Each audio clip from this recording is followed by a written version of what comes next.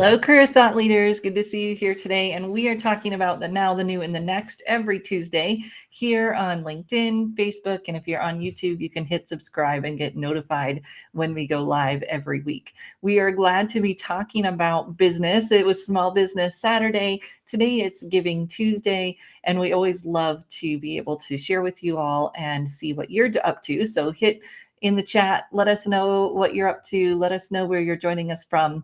And I look forward to saying hello. It's a busy week. I know many people are trying to get all the things done between the holidays.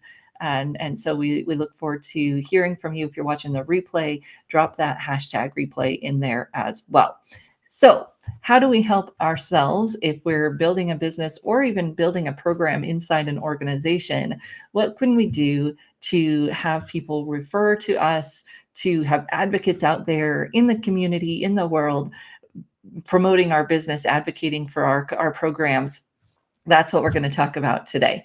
Now, a lot of times when we think about getting referrals, we think about a referral program or incentive program. What do we do after we're done with someone to get them to send referrals to us? Last week, we talked a little bit about how that conversation actually starts at the very beginning of our work with clients and how we set up the beginning part, how we set up our processes makes a big difference in their engagement with us and whether or not they want to refer our organization or our services to others. So that, you want to go back and watch that, you can catch that on the live tab of our YouTube channel. But today I want to talk about how do we end, how do we celebrate, and how do we even set up some of those incentive programs that we might want to set up for referrals. So if you have a program, go ahead and drop that in the chat. I'd love to know if you have a referral program set up with your clients. Just trying to find my chat. There it is. All right. So let me know that as well in the chat. And let's talk about how we celebrate with a client when they're done with their work with us and why this means such a big difference for their work, for their progress, for their continued growth and transformation, as well as for if they're going to send any referrals to our business. Hello, Facebook user. Good to see you. Thanks for saying hi. So when we think about our work together and we want to celebrate that work at the end with our client, this also starts when we first engage the client. So if you are helping someone, let's say with their job search, and they want to get a job, that is their goal. The challenge is that there's a lot of factors that go into that. There are a lot of people that are going to be involved in whether or not that happens and when that happens. Now, we know from research that coaching speeds that process up by about a third. That's great, makes it well worth the investment of time or money when someone is going to get coaching. But it doesn't mean that we're able to get them a job or that they will get a job by the time our coaching engagement, or at least the bulk of it, might be done. So what do we do if that's their goal, get a job, and we didn't achieve that goal? I would say that this actually starts at the very beginning of our work with them, that we don't want the goal to be to get a job. We want the goal to be to have a system, a process, an executable plan, and to have all the tools that they need to execute that plan. That's really what the coaching is set up to help someone do, so that we are leading them through creating that plan, creating what they need to execute that plan. And then our coaching is helping them with the consistency and all of the barriers and obstacles, many of them self-created, that come up when we start to try to do some of those things. That's what the coaching is really designed to do. So whether or not you feel successful at the end of your coaching engagement actually has a lot to do with the goals you set at the beginning. If you're a resume writer, same thing. You've got to be really clear on what they want that resume to do, what job are they targeting, and then what will the process look like? When will you be done with that resume? Because then you can put a pin in it and say, okay, we're done with this project. Doesn't mean you're not still there to support that person. Hopefully you have some resources that you can support them with as well, but that project is done. And as givers, as coaches, as counselors, as resume writers, we tend to not be very good at setting that boundary.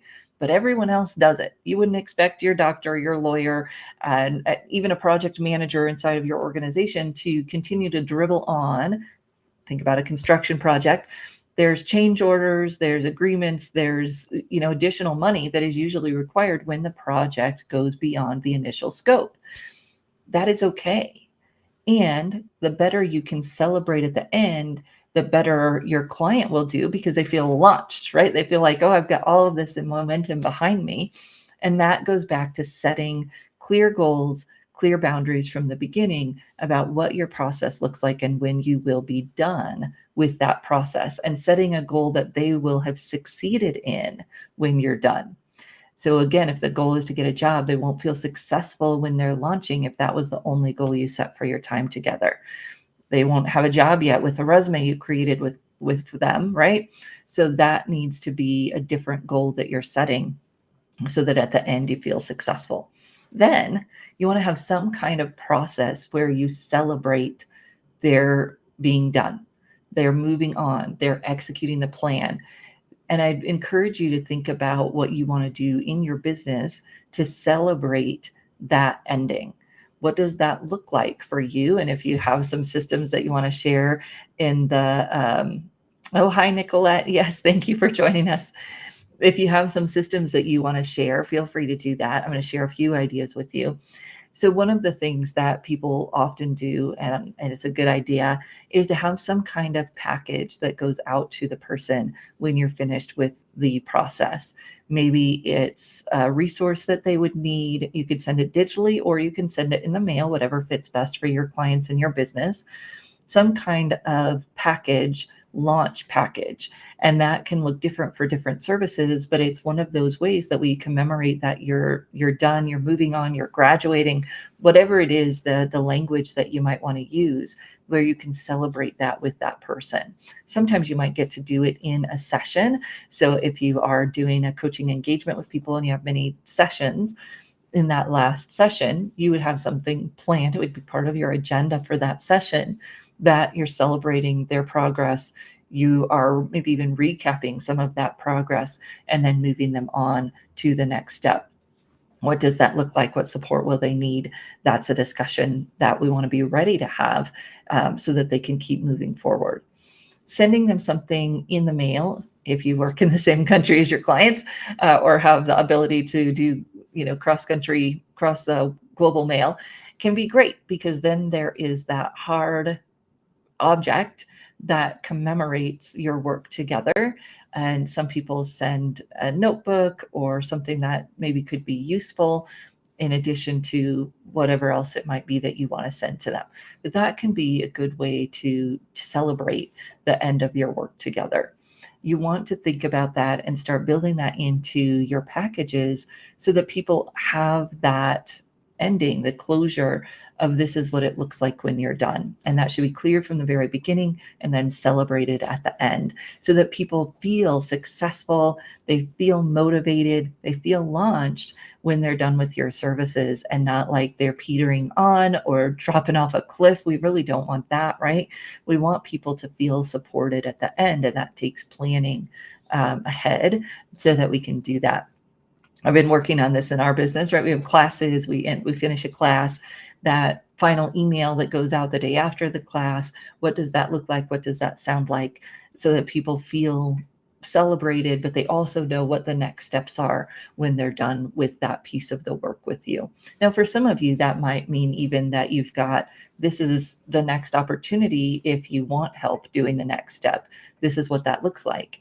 And we don't want it to feel like to us or to them that it's a sales pitch. No, it's a opportunity. It's an opening. It's that support of, this is the support that I can offer you moving forward if you'd like support in the next step. There's nothing wrong with that, except for when we don't have a plan around it, and then people want it and we give it to them when we didn't really want to, and then it's awkward and it's weird because we didn't have a process around it. Think about how you want to handle that and start putting a process together that feels good, that feels celebratory at the ending of your work together. And then thinking about what that referral process might look like after that. You end on a high note, you end on the launch. And then you've got an opportunity to stay in touch with that person. What will that look like? Do you have a 1-month follow-up, a 6-month follow-up? Sometimes we can feel hesitant to follow up. What if they haven't found a job yet? Will they blame it on me? Will they expect more services? And I got to tell you that doesn't happen very often. And even when it does, it opens the door for that conversation. If you've set good boundaries and you celebrated the progress they did make, they will want to work with you again, even if they haven't achieved their goal yet for whatever reason. And you get that feedback. You also maintain the relationship. You also continue to support that person, and you open the door up for potential referrals. Now, people do referrals in a lot of different ways. Some people have incentives that they might provide to that person, as simple as a gift card thank you for referring the person, or just a thank you card. I know some of our colleagues don't believe in a monetary incentive for people referring, and so they do a thank you card. That's great. It just shows that person that you care and that you're thankful for that referral that they sent. Some people take a discount off of their services the next time they do business with you. Some people take a discount off the services for the person that referred. I used to send scratch cards, right? They're cheap and easy, not a huge incentive to where it felt weird, but enough that people liked it. It was fun. It was a game, maybe something they wouldn't have done for themselves.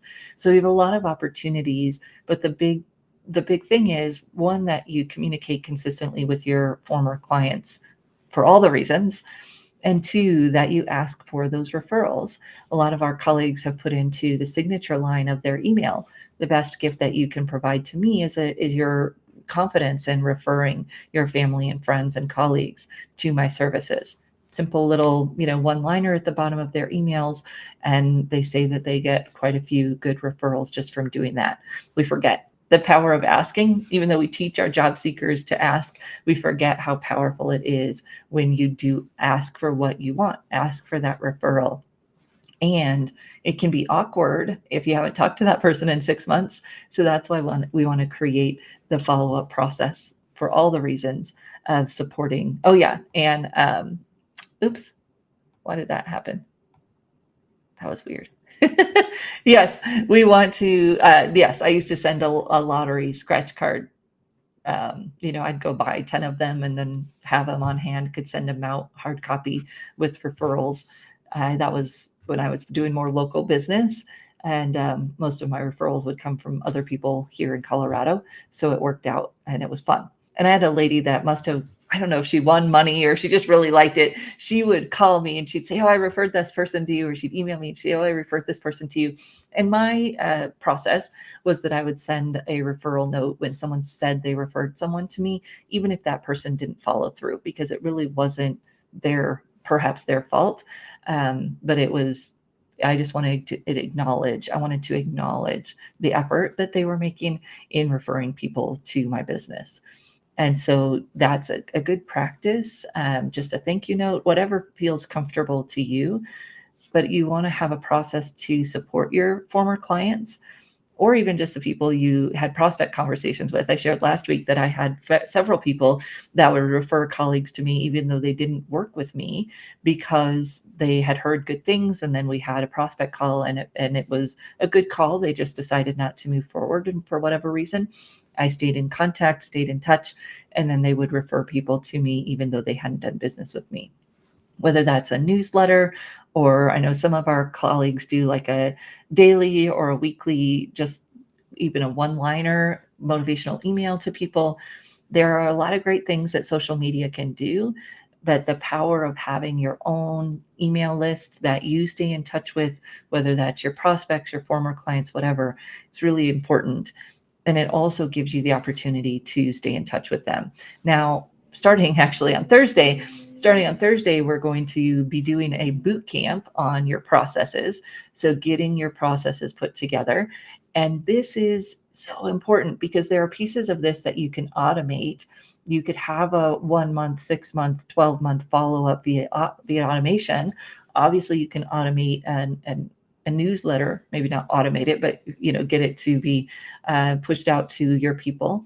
And if you're speaking to their problems, if you're speaking to their pains, it's not only adding value, but then you're staying in touch with them.